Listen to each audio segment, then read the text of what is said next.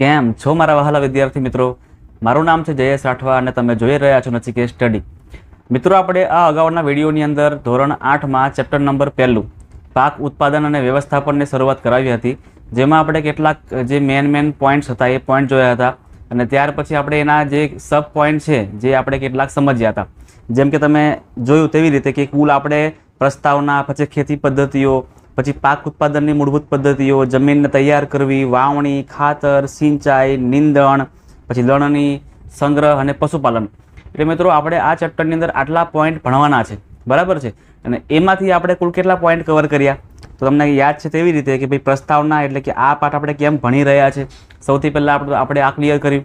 ત્યાર પછી ખેતી પદ્ધતિઓ, ખેતી પદ્ધતિ એટલે ખેતીની શરૂઆત થઈ કેવી રીતે, બરાબર છે. આદિમાનવની વાત કરી હતી આપણે, આદિમાનવે ખેતીની શરૂઆત કેવી રીતે કરી અને ધીરે ધીરે પછી અલગ અલગ ખેતી કરવા માંડ્યા લોકો, ડાંગરની, પછી જુવાર છે, પછી ચોખા છે, ઘઉં છે, આ બધી ખેતી કરવા લાગ્યા. અને ત્યાર પછી મિત્રો આપણે ખેતીની પદ્ધતિઓ કઈ કઈ હતી, બરાબર છે. તો કે શિયાળામાં થાય એના અલગ નામ આપ્યા હતા અને ચોમાસામાં થાય એના અલગ આપણે નામકરણ કર્યું હતું. કેમ કે શિયાળામાં થાય એને આપણે કહેતા હતા રવિ પાક અને ચોમાસામાં થતા હતા એને શું કહેતા આપણે ખરીફ પાક. યાદ છે ને બધાને? ચલો, એના પછી આપણે પાક ઉત્પાદનની મૂળભૂત પદ્ધતિઓ જોઈ હતી કે ભાઈ જમીનને તૈયાર કરવાની કેવી રીતે, જમીનમાં આપણે શું શું કરવાનું, ખેડાણ કેવી રીતે કરવાનું, કયા કયા સાધનોનો ઉપયોગ કરીએ છીએ આપણે, હળનો ઉપયોગ કરીએ છીએ. તો હળના પાછા બે પ્રકાર પાડ્યા હતા આપણે, લાકડાનું પણ હળ આવે અને લોખંડનું પણ હળ આવે. એવી રીતે નિંદણને દૂર કરવા માટે આપણે ખરપીઓ વાપરીએ છીએ. અત્યારના જમાનામાં ટ્રેક્ટરનો ઉપયોગ આપણે કરીએ છીએ, બરાબર છે. આ બધી જ વાતો મિત્રો આપણે ગયા વિડીયોમાં કરેલી છે. જો તમે હજુ સુધી એ વિડીયો ન જોયો હોય ને તો ખાસ જોઈ લેજો. ત્યાર પછી આપણે તમે કીધું કે જમીનને તૈયાર કરવી, બરાબર છે. અને એના પછી આપણે વાવણી મિત્રો બાકી રાખ્યું હતું ને વાવણી આજે આપણે શરૂ કરવાના છે. ક્લિયર છે? આજના વિડીયોમાં મિત્રો આપણે વાવણી, પછી ખાતર અને સિંચાઈ, આ ત્રણે ટોપિક જે છે એ ખૂબ જ ઇમ્પોર્ટન્ટ છે. ને એમાંય ખાસ જે ખાતર ટોપિક છે ને, ખાતર મિત્રો મોસ્ટ આઈએમપી છે, જાણવા જેવું છે. અને ખાસ મિત્રો એક્ઝામમાં પૂછાય અને અમને આવડે એવું નહીં, તમારા જીવનમાં પણ તમને કામ લાગે, બરાબર છે. આ એક વ્યવહારિક વાત છે જે તમને બધાને ખબર હોવી જોઈએ. એટલા માટે મિત્રો આજના જે ટોપિક છે ને એ ખૂબ જ ઇમ્પોર્ટન્ટ છે. બધા જ ટોપિકને આપણે મસ્ત રીતે પૂરા કરવાના છે, સમજવાના છે. ક્લિયર છે? ચાલો ચાલુ કરી દઈએ. આપણે સૌથી ટોપિક છે પહેલો આપણો વાવણી. તો મિત્રો સૌથી પહેલાં આપણે વાત કરી હતી ને કે જમીનને તૈયાર કરવી, એટલે જમીનને આપણે રેડી કરી દીધી, જમીનને આપણે ખેડાણ કરી દીધું, અળસિયા અંદર આવી ગયા, પછી જે સેન્દ્રિય પદાર્થો ઉમેરાઈ ગયા, જમીન પોચી બની ગઈ, બરાબર. હવે મિત્રો એ બધું થઈ ગયા પછી શું કરીએ આપણે? તો સિમ્પલ છે કે બીજ છે ને, બીજ તો વાવવા પડે ને. તો મિત્રો જમીનમાં જે બીજ વાવવાની પ્રક્રિયા છે, જમીનમાં જે બી છે, સીડ છે, એને વાવવાની પ્રક્રિયા એને આપણે કહીએ છીએ વાવણી, બરાબર. વાવણી કરવી એવું કહીએ છીએ આપણે. એટલે મિત્રો ઉત્પાદનનો જે વાવણી છે ને એ ઉત્પાદનનો તબક્કો કેવો છે તો કે ભાઈ મોસ્ટ ઇમ્પોર્ટન્ટ છે, ખૂબ જ ઇમ્પોર્ટન્ટ તબક્કો છે, ખૂબ જ મહત્વપૂર્ણ તબક્કો છે. બીજ જ નહીં ઉગાડીએ તો પછી કંઈ ઉગે જ નહીં ને, સિમ્પલ વસ્તુ છે ને. એટલા માટે વાવણી એ ઉત્પાદનનો મહત્વપૂર્ણ તબક્કો છે. બીજ કેવા ઉગાડવાના? ગમે તેવા ઉગાડી દેવાના, બરાબર. તો ગમે તેવું ઉગાડે તો પછી ગમે તેવું ઉગી નીકળે, બરાબર ને. પેલી કહેવત બી તો છે જ કે જેવું વાવો તેવું લણો, એટલે જેવું આપણે વાવીએ તેવું જ ઉગશે.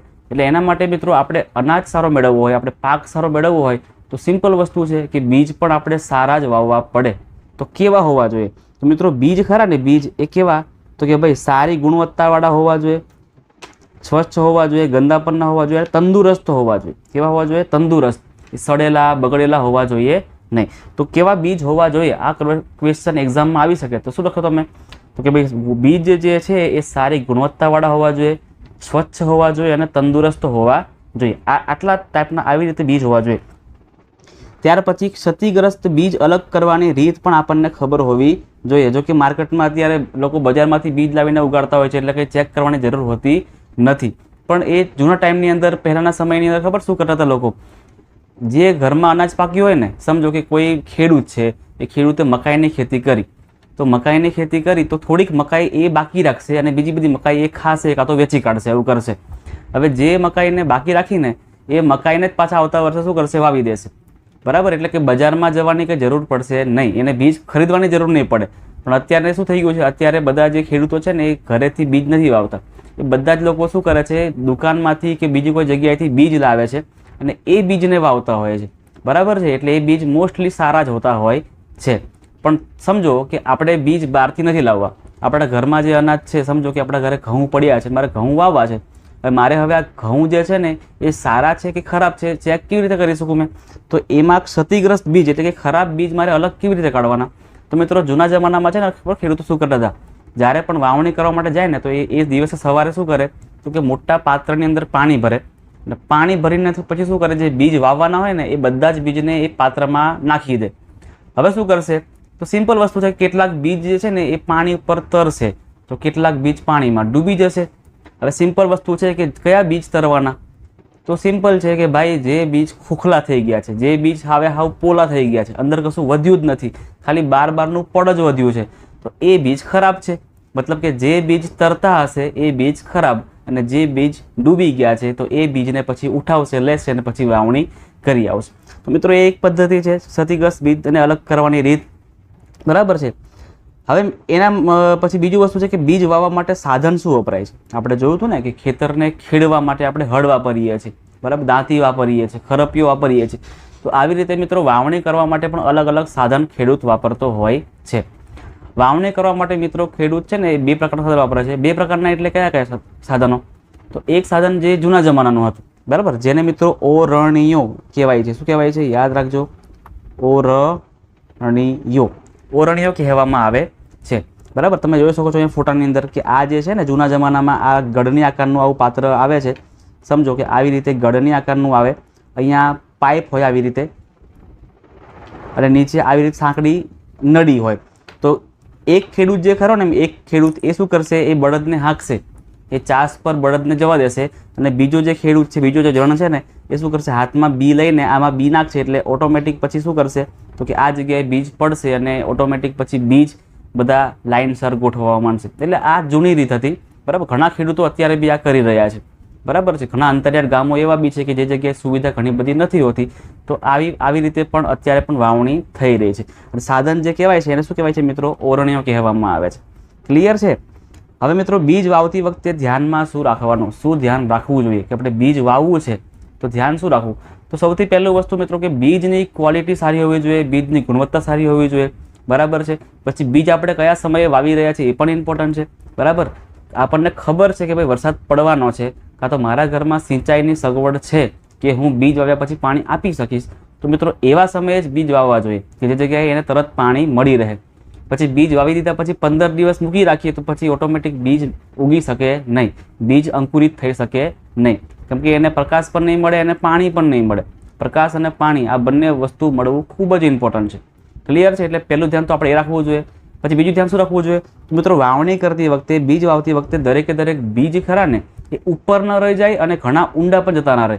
મતલબ કે જે મીડિયમ અંતરમાં છે એ રાખવું જોઈએ, એટલે કે સમાન ઊંડાઈ રાખવી પડે, ઊંડાઈ વ્યવસ્થિત રાખવી પડે. આ ઉપરાંત બીજનું જે સ્થાન છે ને એ સ્થાન પણ સરખું રાખવું પડે.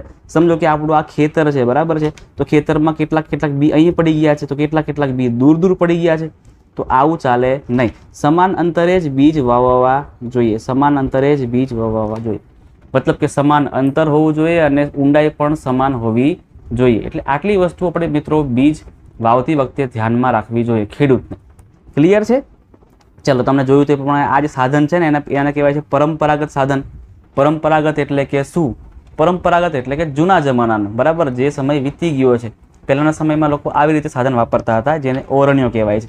પણ અત્યારના જમાનાના જે ખેડૂતો છે ને એ શું કરે છે? સ્માર્ટ કામ કરે છે, અને ટ્રેક્ટરમાં પાછળ જોડી દેવાનું અને બી આ બધા ઓટોમેટિક આ જે દેખાય છે ને આ નળી એ જગ્યાએથી બીજ બધા પડવા માટે, અને ઉપર આ પાત્ર આવેલું હોય તો આ પાત્રમાં બધા બીજ ભરી દે. એટલે સમય અને શ્રમ, આપણે જોયું હતું ને દાંતીની અંદર કે ભાઈ શું બચે છે, તો કે ભાઈ સમય અને શ્રમ આ બંને વસ્તુ બચી જાય. ક્લિયર છે? અને આ જે સાધન છે એને શું કહેવાય છે મિત્રો? વાવણીઓ કહેવામાં આવે છે. શું કહેવાય છે એને? વાવણીઓ કહેવામાં આવે છે. અને વાવણીઓ છે મિત્રો બળદ દ્વારા ખેંચવામાં નથી આવતો, પણ શું કરવામાં આવે છે? ટ્રેક્ટર દ્વારા સંચાલિત છે, કે ટ્રેક્ટર પાછળ એને બાંધી દેવામાં આવે, જોઈન્ટ કરી દેવામાં આવે અને પછી ખેતરમાં જવા દેવામાં આવે. એટલે ઓટોમેટિક બધા જ બીજ છે ને એ થોડાક સમયની અંદર બધા જ બીજ વવાઈ જાય. સમાન અંતરે અને સમય ઊંડાઈએ રોપે છે. આ સાધનની ખાસિયત એવી છે, બરાબર. ઓરણીયામાં તો એકદમ ધીરે જે આપણું પરફેક્ટ થવું જોઈએ ને બીજ વાવવાનું એવું ન થાય, પણ આ જે વાવણીઓ છે ને એ શું કરે છે? સમાન અંતરે અને સમાન ઊંડાઈએ, સરખી ઊંડાઈએ આ બધા બીજને વાવે છે. રોપ્યા પછી બીજ ઢંકાયેલ પણ હોવા જોઈએ. આ પણ એક ઇમ્પોર્ટન્ટ પોઈન્ટ છે, બરાબર છે, કે બીજ આપણે વાવી દીધા, બરાબર, પણ એ બીજ આપણે બહુ ઊંચાઈ પર વાવી દીધા અને બીજ બહાર દેખાઈ રહ્યા છે જમીનની અંદર, તો પછી પહેલી વસ્તુ કે બીજ અંકુરિત થશે ખરા, બરાબર, પણ એના પહેલાં જ એને કોઈ પ્રાણી કે પક્ષી આવીને ખાઈ જશે, તો કોઈ મતલબ રહેશે નહીં. એટલા માટે મિત્રો બીજ જે છે ને એ અમુક ઊંડાઈ દટાયેલા હોવા જોઈએ, ઢંકાયેલા હોવા જોઈએ. ક્લિયર છે મિત્રો? ચાલો, હવે આપણું આ જે બીજનો જે ટોપિક છે ને એમાં આપણે હજી એક વસ્તુ લઈ લેવું છે કે નર્સરી મોસ્ટલી એક્ઝામમાં આ ક્વેશ્ચન પૂછાતા હોતા નથી, આપણા માટે ઇમ્પોર્ટન્ટ છે એટલે આપણે આ વસ્તુ લઈ લઈએ છીએ, બરાબર છે. બાકી એક્ઝામમાં પૂછાય એવો પ્રશ્ન છે નહીં. સૌથી પહેલું તો નર્સરી કોને કહેવામાં આવે? તો કે ભાઈ સિનિયર કેજી, જુનિયર કેજી, એ જ ને સર, બરાબર ને? તો નહીં, એ નહીં. આ નર્સરી એ પેલી નર્સરી જેવું નથી. આ નર્સરી એટલે શું મિત્રો? તો કે આ નર્સરી એટલે કે જે જગ્યાએ છોડવા ઉગાડવામાં આવે છે, બરાબર છે. કેટલાક છોડ એવા આવે કે જેને અમુક તાપમાનમાં જ ઉગાડવા પડે, અમુક તાપમાન એને કંટ્રોલ રાખીને ઉગાડવા પડે, અને એ તાપમાનમાં જ ઉગી શકતા હોય, તો એવા બધા બીજ ખરા ને મિત્રો, એને આપણે નર્સરીમાં ઉગાડીએ છીએ. નર્સરીમાં શું હોય? નર્સરીમાં ઉપર આવી રીતે ગ્રીન શેડ કરેલું હોય છે, બરાબર છે, ગ્રીન શેડ, અને નીચે પછી બધા છોડવા ઉગાડેલા હોય છે. આ ગ્રીન શેડ શાના માટે હોય છે? તો મિત્રો તાપમાનને કંટ્રોલ કરે છે, તાપમાનને નિયંત્રિત કરે છે, અને ઇઝીલી બધા જ બીજ અંકુરિત થઈ શકે છે. ક્લિયર છે? એટલા માટે મિત્રો જે તમને ખબર છે કે ડાંગર જેવા કેટલાક છે, પછી કેટલાક ફૂલોની ખેતી છે, કેટલાક ફળોની ખેતી છે, તો આ બધાને મિત્રો અમુક ટેમ્પરેચર જ જોઈએ, ગમે તે જગ્યાએ ઉગી જાય નહીં. તો એટલા માટે આ બધા છોડવાઓ છે, આ વનસ્પતિ છે, આ ફૂલ છે, ફળ છે, એની ખેતી છે ને નર્સરીમાં કરવામાં આવે છે. તમે તમારા ઘરે જે ફૂલ છોડ ઉગાડો છો ને, તો એ તમે તમારા ઘરે નહીં ઉગાડ્યું હોય, બરાબર છે, એ તમે નર્સરીમાંથી લાવ્યા હશો. ક્લિયર છે? તો ડાંગર જેવા કેટલાક છોડના બીજને પહેલાં નર્સરીમાં ઉગાડવામાં આવે છે, પછી રોપાઓ બની જાય એટલે કેટલાક ઊંચાઈએ એ ઉગી નીકળે, થોડાક ઉગી જાય, પછી આપણે બીજી જગ્યાએ ટ્રાન્સફર એને કરી શકીએ છીએ. ક્લિયર છે? રોપાઓ તૈયાર થઈ જાય પછી એને ખેતરમાં મનુષ્ય દ્વારા રોપવામાં આવે છે. તમે ક્યારેક મૂવીમાં જોયું હશે, બરાબર, કે કોઈ ખેતરની અંદર ડાંગર વાવવામાં આવે, તો ડાંગર કેવી રીતે વાવવામાં આવે? તો એક કોઈ માણસો હોય શું કરે, હાથમાં કેટલાક છોડ હાથમાં પકડીને રાખ્યા હોય, અને પાણી ભરેલું ખેતર હોય, અને ત્યાં પછી એક બીજ, એક ડાંગરનો છોડ લઈને પછી આમ થાણશે, પછી બીજું લેશે, પછી આગળ પાછા રોપશે, તો રોપતા જશે આગળ. એવી રીતે તમારે ડાંગરની ખેતી થઈ શકે છે. ક્લિયર મિત્રો? ચાલો આગળ હવે આપણો ટોપિક નવો આવશે, અને એ ટોપિક છે મોસ્ટ ઇમ્પોર્ટન્ટ. યાદ રાખજો, બરાબર છે. આમાંથી એક્ઝામમાં મિત્રો 100% પ્રશ્ન પૂછાય જ છે. ટોપિક આપણો કયો છે? તો ભાઈ ખાતર. ટોપિક કયો છે આપણો? ખાતર, એટલે કે ફર્ટિલાઇઝર. ઇંગ્લિશમાં શું કહેવાય છે? અને ફર્ટિલાઇઝર કહેવામાં આવે છે. હવે મિત્રો ખાતરના છે ને કુલ 2 પ્રકાર પાડવામાં આવે છે, કુદરતી ખાતર અને કૃત્રિમ ખાતર. એની વાત પછી કરીએ. સૌથી પહેલાં ખાતર કોને કહેવાય એ આપણે સમજવું જરૂરી છે. તો મિત્રો વનસ્પતિની સ્વસ્થ વૃદ્ધિ માટે પોષક દ્રવ્યો જે પદાર્થો માટીમાં ઉમેરવામાં આવે છે તેને કુદરતી ખાતર અથવા તો કૃત્રિમ ખાતર કહેવામાં આવે છે. ઇન શોર્ટ ખાતર કહેવામાં આવે છે. એનો મતલબ એવો છે મિત્રો કે વનસ્પતિને ઉગવા માટે માત્ર ને માત્ર પાણી જરૂરી નથી, બરાબર, પણ પોષક તત્વો પણ જરૂરી છે, જે ખનિજ તત્વો છે એ પણ જરૂરી છે. મિત્રો એ બધી જ વસ્તુ છે ને એ જમીનમાંથી વનસ્પતિને ઓટોમેટિક મળતી હોય છે, પણ જેટલી પ્રમાણમાં જોઈએ ને એટલું નથી મળતું હોતું, બરાબર. જેટલું આપણે વધારે આપીશું પોષક તત્વો એટલી વધારે વનસ્પતિ વૃદ્ધિ થશે. કેમ કે તમને સિમ્પલ કહું કે તમને ખોરાક તમને જે જોઈએ છે એટલો ન આપવું અને ઓછું આપવું, તમારો વિકાસ થઈ શકે? ના થઈ શકે, બરાબર છે. તમને વધારે ખોરાક આપો તો વિકાસ વધારે થઈ શકે. તો એવી રીતે મિત્રો ખાતર જે છે ને શું કરે છે? વનસ્પતિને પોષક દ્રવ્ય પૂરા પાડે છે, જેના કારણે વનસ્પતિની વૃદ્ધિ અને વિકાસ સારો થાય છે. ક્લિયર છે? ચાલો, ખાતર શું શું કામ કરે છે? તો આપણે અત્યારે વાત કરી કે ભાઈ ભૂમિ જે છે એ જમીન જે છે, જમીનમાંથી પાકને પોષક તત્વો મળી રહ્યા છે. હવે મિત્રો શું થાય છે ખબર છે? કેટલીક પરિસ્થિતિની અંદર, કેટલાક પરિબળોની અંદર, બરાબર, કેટલીક લોકોની ભૂલોના કારણે પણ આપણે કહી શકીએ કે એ જમીન છે ને, જમીનમાં પોષક તત્વો જે હોય છે ને ધીરે ધીરે ઘટી જાય છે, ઓછા થઈ જાય છે. અને જમીનમાંથી પોષક તત્વો ઘટી જાય પછી વનસ્પતિને કેવી રીતના આપી શકે? ના આપી શકે. તો એવા કયા કયા કારણો છે કે જેના કારણે વનસ્પતિને પોષક તત્વો ઓછા મળે છે, એટલે કે જમીનમાં પોષક તત્વો ઘટી જાય છે? તો પહેલું કારણ મિત્રો એવું છે કે ભાઈ જમીન પડી રહેવાથી. ક્યારેક જમીન પડી રહેતી હોય ને, બરાબર, કોઈ જગ્યાએ ખેતર થતું જ નહીં, એકદમ બંજર જમીન હોય, તો મિત્રો એ જગ્યાએ પણ ધીરે ધીરે પછી પોષક તત્વો છે ને એ ઓટોમેટિક ઘટી જતા હોય છે.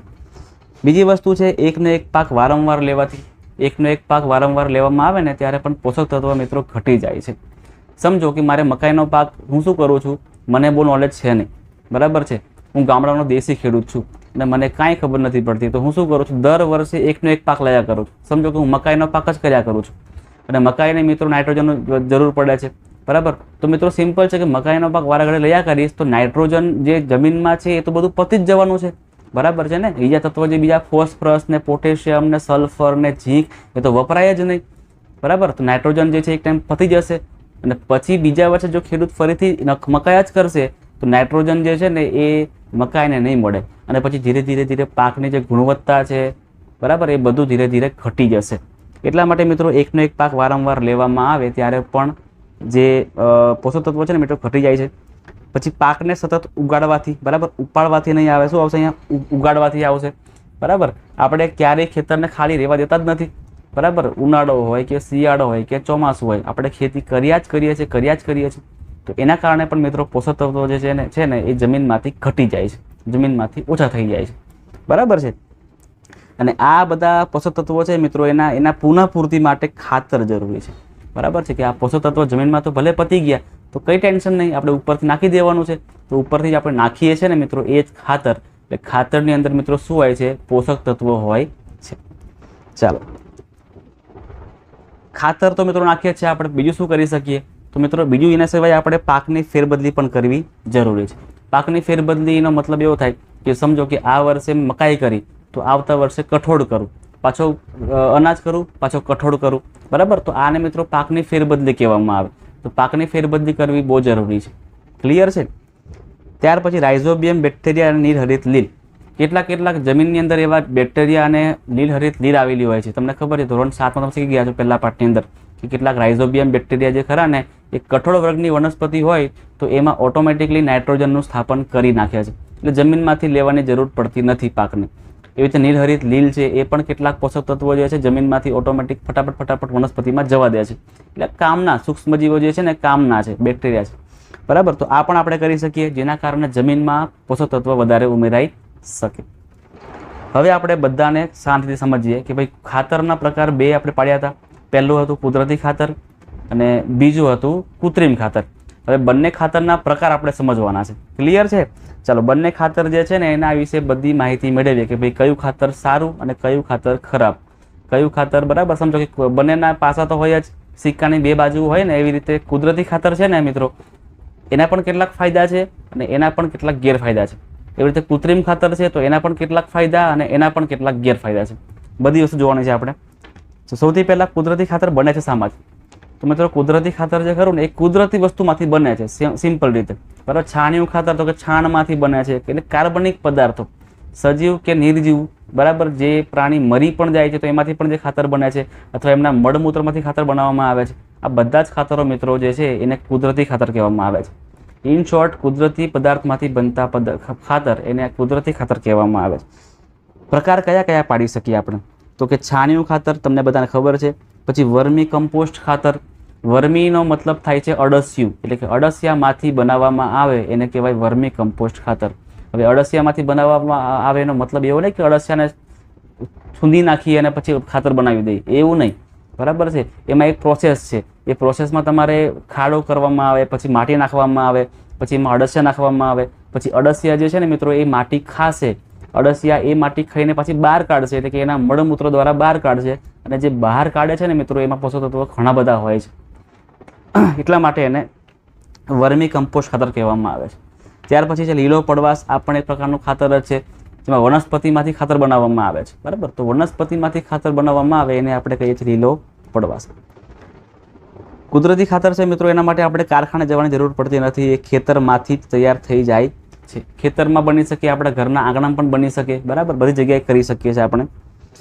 આનો ફાયદો મેન કયો છે ખબર છે? તો કે કુદરતી ખાતરમાં મિત્રો સેન્દ્રિય પદાર્થો જે જરૂરી છે, બરાબર, જે વનસ્પતિને કોઈ નુકસાન નથી પહોંચાડતા, બરાબર છે, પણ જરૂરી છે, તો સેન્દ્રિય પદાર્થો બધા જ આપણને કુદરતી ખાતરમાંથી મળી રહે છે. ચલો, આનો એક ગેરફાયદો ખબર કયો છે કુદરતી ખાતરનો મિત્રો? એક ગેરફાયદો એ છે કે આમાં જે છે ને મિત્રો પોષક તત્વો ખરા ને એ ખૂબ ઓછી માત્રામાં જોવા મળે છે. એટલે શું? તો કે ભાઈ નાઇટ્રોજન, ફોસ્ફરસ અને પોટેશિયમ, આ ત્રણ જે મેન પોષક તત્વો છે ને મિત્રો એ વધારે આપણને કૃત્રિમમાંથી મળશે, પણ કુદરતીમાંથી આપણને એકદમ ઓછામાં ઓછા મળશે. એટલે આ એના મેન ગેરફાયદો છે. ફાયદો જોઈએ હવે શું શું કરી શકે છે આ ખાતર? તો કે ભાઈ જમીનની ભેજ ધારણ શક્તિ વધારે છે. એટલે શું સાહેબ? ખબર ના પડી અમને, બરાબર. આ શબ્દ નવો તમે કઈથી લઈ આવ્યા? ભેજ ધારણ શક્તિ. તો મિત્રો સિમ્પલ વસ્તુ છે કે જમીન છે, જમીન એ કેટલું પાણીને સંગ્રહી શકે છે. જે જમીન વધારે પાણી સંગ્રહી શકે ને એ જમીન બેસ્ટમાં બેસ્ટ કહેવાય. અને જે જમીન ઓછામાં ઓછું પાણી સંગ્રહે, જે જમીન પાણીની અંદર આવવા જ ના દે, બરાબર, એને ખરાબમાં ખરાબ જમીન આપણે સિમ્પલ રીતે કહી શકીએ. ખરાબમાં ખરાબ તો ના કહેવાય, પણ એ જમીનમાં ખેતી બરાબર થઈ શકે નહીં. તો આ જે છે ને મિત્રો ભેજ ધારણ શક્તિ, એ શું કરે છે, એ કુદરતી ખાતરના કારણે શક્તિ વધે છે, બરાબર. જમીન વધારે ભેજ ગ્રહણ કરી શકે છે. જમીનને છિદ્રાળુ બનાવે છે. જમીનને છિદ્રાળુ મતલબ કે જમીનમાં છિદ્ર કરી નાખે. એવું પણ કેમ જરૂરી છે? તો મિત્રો જરૂરી છે. કેમ જરૂરી છે? કે જે જમીનમાં સૂક્ષ્મજીવો રહેતા હોય છે, રાઇઝોબિયમ છે, અનિલહરિત રીલ છે, અળસિયા છે, આવા ઘણા બધા જંતુઓ છે, ઘણા બધા સૂક્ષ્મજીવો જે કામના છે. મિત્રો એમને હવા મળી રહેવી જોઈએ ને. તો હવા કેવી રીતે મળી રહે? તો કે જમીન વચ્ચે કોઈ છેદ તો હોવા જોઈએ. તો એ છિદ્રાળુ બનાવે છે, બરાબર. એટલે કુદરતી ખાતરના કારણે જમીન છિદ્રાળુ પણ બને છે. એટલે આ પણ એક ફાયદો છે. જમીનનું બંધારણ સુધરે છે, બરાબર. જમીનનું જે બંધારણ હોવું જોઈએ, જે જગ્યાએ આપણે ખેતી કરી રહ્યા છીએ, તો એ જમીનનું બંધારણ પણ સુધરે છે. તો યાદ રાખજો કે આ બધા એના ફાયદા છે. માત્ર ને માત્ર આ એક એનો ગેરફાયદો છે કે ભાઈ કુદરતી ખાતરની અંદર પોષક તત્વો આપણને ઓછા જોવા મળે. બાકી બધા જ એના ફાયદાઓ છે. ચાલો નેક્સ્ટ આપણે જોઈએ કૃત્રિમ ખાતર. કૃત્રિમ ખાતર શું કરે છે હવે? તો સૌથી પહેલું વસ્તુ મતલબ કૃત્રિમ ખાતર જે ખરું ને એ કારખાનામાં બનાવવામાં આવે છે, બરાબર છે. કારખાનામાં બનાવવામાં આવે એટલે રસાયણોમાંથી બનાવવામાં આવે છે. પ્રકાર કયા કયા છે એના? તો urea, ammonium sulphate, super phosphate potash અને NPK. આ બધા એના ખાતરના નામ છે, તમારે મોઢે કરી દેવાના છે. ફરીથી કહું છું, કયા કયા છે? યુરિયા, પછી કે એમોનિયમ સલ્ફેટ, યાદ રાખજો ammonium sulphate, super phosphate potash, super phosphate potash અને NPK. આ બધા ખાતર કયા છે? તો કે કૃત્રિમ ખાતર છે. ઘઉં, ડાંગર અને મકાઈના પાક માટે ઇમ્પોર્ટન્ટ છે, કારણ કે આ બધા પાકો એવા છે કે જે પાકોમાં મિત્રો નાઇટ્રોજન, ફોસ્ફરસ અને પોટેશિયમ, બરાબર છે, આ ત્રણ તત્વોની ખૂબ જ જરૂર પડતી હોય છે. જો આ ત્રણ પોષક તત્વો જલ્દી મળી જાય, વધારે મળી જાય ને, તો આ પાક ખૂબ સારા થતા હોય છે. એટલા માટે ઘઉં, ડાંગર અને આ મકાઈ છે એવા પાકની ઉપર સારી ઉપજ આપણને મળી રહે છે. આનો મેઇન ફાયદો ખબર કયો છે? મેઇન ફાયદો એવો છે કે આ ખાતરની અંદર મિત્રો પોષક તત્વો મિત્રો આપણને ઘણા બધા મળી રહેશે, બરાબર. જે પોષક તત્વો છે જમીન માટે ખૂબ જ ઇમ્પોર્ટન્ટ છે, વનસ્પતિ માટે ખૂબ જ ઇમ્પોર્ટન્ટ છે, જેના કારણે આપણને વધારે ઉપજ મળી શકે છે. તો એ બધી જ વસ્તુ આપણને આમાંથી ઇઝીલી મળી જશે, બરાબર. પણ જે તત્વો આપણને ઓછા મળે છે એ કયા છે? તો કે સેન્દ્રિય પદાર્થો. સેન્દ્રિય પદાર્થો જમીન માટે ઇમ્પોર્ટન્ટ છે ને, એ કૃત્રિમમાંથી આપણને મળતા નથી, અથવા તો ખૂબ જ ઓછા મળે છે. હવે આ ખાતરનો મિત્રો વધુ પડતો ઉપયોગ કરવામાં આવે ને તો જમીનનું બંધારણ બગડે છે. એ ખરેખર સારું કહેવાય નહીં. એના પછી જમીનનું અને પાણીનું શું થાય છે મિત્રો? પોલ્યુશન થાય છે, જમીન ખરાબ થઈ જાય છે, પાણી પણ ખરાબ થઈ જાય છે અને સૂક્ષ્મજીવો પણ નાશ પામે છે.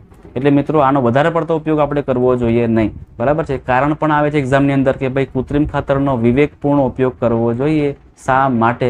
તમને આ બધા તમારા પોઈન્ટ લખી દેવાના કે ભાઈ બંધારણ બગડે છે એનું, બરાબર, સૂક્ષ્મજીવો મરી જાય છે, પછી કે પ્રદૂષણ પણ થાય છે, સેન્દ્રિય પદાર્થો હોતા જ નથી આની અંદર, બરાબર છે. આ બધા પોઈન્ટ તમે લખી શકો છો. નેક્સ્ટ એના પછી પોઈન્ટ આપણો આવશે ત્રીજો, સિંચાઈ, બરાબર. સિંચાઈ એટલે શું? સૌથી પહેલાં આપણે વાત કરીએ સિંચાઈ. તો મિત્રો પાકને પાણી આપવાની જે ક્રિયા છે, બરાબર છે, પાક તો વાવી દીધું આપણે, ખાતર નાખી દીધું, હવે પાણી આપવું પડશે ને. તો પાણી આપવાની જે પ્રક્રિયા છે, પાણી આપવાની જે ક્રિયા છે, એને મિત્રો આપણે સિંચાઈ કહીએ છીએ, બરાબર છે. તો નિયમિતપણે ખેતરમાં પાણી પૂરું પાડવાની ક્રિયા એને સિંચાઈ કહેવાય છે. સિંચાઈ કેમ ઇમ્પોર્ટન્ટ છે? તો કે ભાઈ વનસ્પતિ એ પણ પ્રકારનું સજીવ જ છે, સજીવને જીવવા માટે પાણી તો જોઈએ જ. એટલે મિત્રો વનસ્પતિની વૃદ્ધિ માટે પાણી આવશ્યક છે. એના પછી બીજું કારણ શું છે પાણી આપવાનું? તો કે પોષક તત્વો જે જમીનમાં રહી ગયા છે, બરાબર, એ વનસ્પતિમાં કોણ લઈ જશે? તો કે પાણી લઈ જશે. એટલા માટે મિત્રો પોષક તત્વોના વહન કરવા માટે, પોષક તત્વોને લઈ જવા માટે, વનસ્પતિમાં લઈ જવા માટે પાણી ઇમ્પોર્ટન્ટ છે. આ ઉપરાંત વનસ્પતિમાં મિત્રો 90% ભાગ તો પાણીનો જ હોય છે, બરાબર છે ને. વનસ્પતિમાં 90% ભાગ તો કોનો હોય છે? પાણીનો જ હોય છે. આ ઉપરાંત બીજ જે છે, એ બીજને આપણે પાણી ન આપીએ તો એનું અંકુરણ થઈ શકે નહીં. એટલે બીજનું અંકુરણ કરવા માટે પણ પાણી ઇમ્પોર્ટન્ટ છે. ત્યાર પછી પાકને ઠંડી અને ગરમીથી બચાવવા માટે પણ પાણી ઇમ્પોર્ટન્ટ છે, બરાબર છે. પાક આપણે જે ઉગાડી રહ્યા છે એ પાકને ઠંડી અને ગરમીથી બચાવવા માટે પણ પાણી ઇમ્પોર્ટન્ટ છે. કેમ ખબર છે મિત્રો? પાણી જો આપણે આપીશું ને તો ઠંડી અને ગરમી વચ્ચે સંતુલન સ્થાપી શકશે, બરાબર. વનસ્પતિ જે છે ને મિત્રો એ બંને વચ્ચે નિયંત્રણ કરી શકશે, એટલા માટે પાણી જરૂરી છે.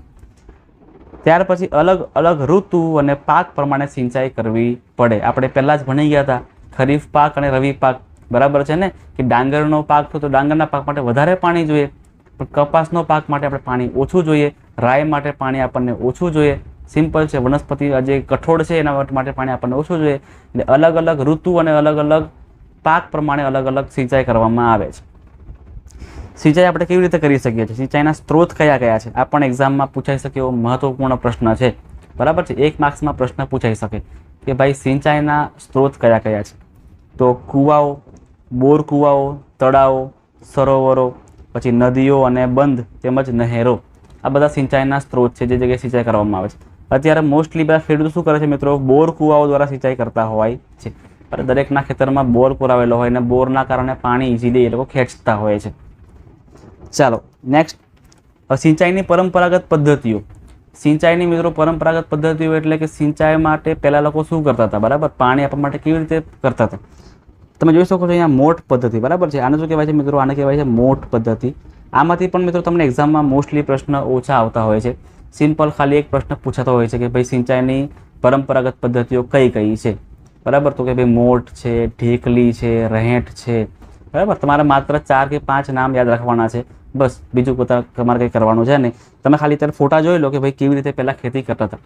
તો જુઓ તમે કે આ જે ખેડૂત છે ને, આ ખેડૂત શું કરે છે, કૂવામાંથી પાણી કાઢે છે અને પાણી કાઢી કાઢીને પછી દરેક વખતે પાણી પાછા ખેતરમાં જવા દે છે. સમજો કેટલું મહેનતનું કામ છે. ખેતર કેટલું મોટું હોય અને એટલા મોટા ખેતરમાં આવી રીતે પાણી આપવું એટલે મિત્રો કેટલી બધી અઘરી વસ્તુ છે. છતાં પણ એ ટાઈમે ટેકનોલોજીનો અભાવ હતો, વિજ્ઞાનનો અભાવ હતો, એટલા માટે મિત્રો એ ટાઈમે ખેતી કરતા હતા આવી રીતે. બીજી પદ્ધતિ આપેલી છે અહીંયા રહેંટ પદ્ધતિ, બરાબર. રહેંટ પદ્ધતિ. એમાં શું કરતા હતા મિત્રો, તમે જુઓ કે અહીંયા આ જે છે ને ચક્કર, આપણે અહીંયા આપેલું ચક્કર, આ ચક્ર ઉપર કંઈક બાંધ્યું છે. તો મિત્રો ડોલ જેવું બાંધેલું હોય, બરાબર. એટલે શું કરશે કે આ હવાડો છે આ પાણીનો, અને આ જે બળદ છે ગોળ ગોળ ફરશે, એટલે આ ચક્કર ગોળ ગોળ ફરશે અને પછી વારા ઘડી અહીંથી પાણી ભરાશે અને પછી પાણી અહીંયા બહાર પડશે અને પછી પાણી જે ખેતરમાં પહોંચશે, બરાબર છે. કોમ્પ્લિકેટેડ તો છે જ, બરાબર, અઘરું તો છે જ કરવાનું. આવી રીતે પણ કરી રહ્યા હતા એ ટાઈમે. બીજી પદ્ધતિ છે ચેન પંપ. સેમ વસ્તુ છે કે ઉપર ડોલ બાંધેલી છે અને આ ચેન ગોળ ગોળ ગોળ ફરશે એટલે પાણી બધું ભરાઈને આવશે અને આ જગ્યાએ પાણી પછી ખેતરમાં પહોંચશે. ક્લિયર છે. આ ચેન પંપ કહેવાય. અને ઢેકલી, બરાબર છે. ઉચ્ચાલનનો નિયમ વપરાય છે આની અંદર. અત્યારે તમારા ચેપ્ટરમાંથી તમારું જે કોર્સ છે એમાંથી એક ટોપિક નીકળી ગયો છે, ઉચ્ચાલન, બરાબર છે. એ ટાઈમે અમે જ્યારે ભણતા હતા ને મિત્રો, એ ટાઈમે આ ટોપિક આવતો હતો, ઉચ્ચાલન, બરાબર. કે ભાઈ કોઈ પણ કામ આપણે ઇઝીલી કેવી રીતે કરી શકીએ, તો કે ભાઈ ઉચ્ચાલનથી કરી શકીએ આપણે. તમે જુઓ કે ડાયરેક્ટ પાણી ખેંચો એના કરતાં શું કરવું, આવી રીતે આ આધાર મૂકવું અને અહીંથી એક માણસ ઊભોથી ઉપરથી ઉપર કરશે અને આ ડોલ નીચે આવશે, પછી નીચે કરશે એટલે આ ડોલ ઉપર આવશે. ક્લિયર. તો મતલબ બહુ ઇઝી કામ થઈ જાય, બરાબર છે. તો ઉચ્ચારણ પદ્ધતિથી એટલે કે ઢેકલી પદ્ધતિથી પણ પાણી આપતા હતા ખેતરને, સિંચાઈ એવી રીતે કરતા હતા, બરાબર છે. એટલે તમે ખાલી યાદ રાખજો નામ કે ભાઈ સિંચાઈની પરંપરાગત રીત એટલે કે જૂની જમાનાની રીત કઈ હતી. તો કઈ હતી, તો પહેલું છે મોટ, બીજી કઈ છે રહેંટ, ત્રીજી કઈ છે ચેન પંપ અને ચોથી કઈ છે ઢેકલી. યાદ રહેશે ને મિત્રો બધાને? ઓકે, ચાલો આગળ વધીએ આપણે હવે. સિંચાઈની આધુનિક પદ્ધતિઓ. આધુનિક પદ્ધતિઓ એટલે ખેડૂતો અત્યારે આ વાપરી રહ્યા છે, આ કરી રહ્યા છે, બરાબર.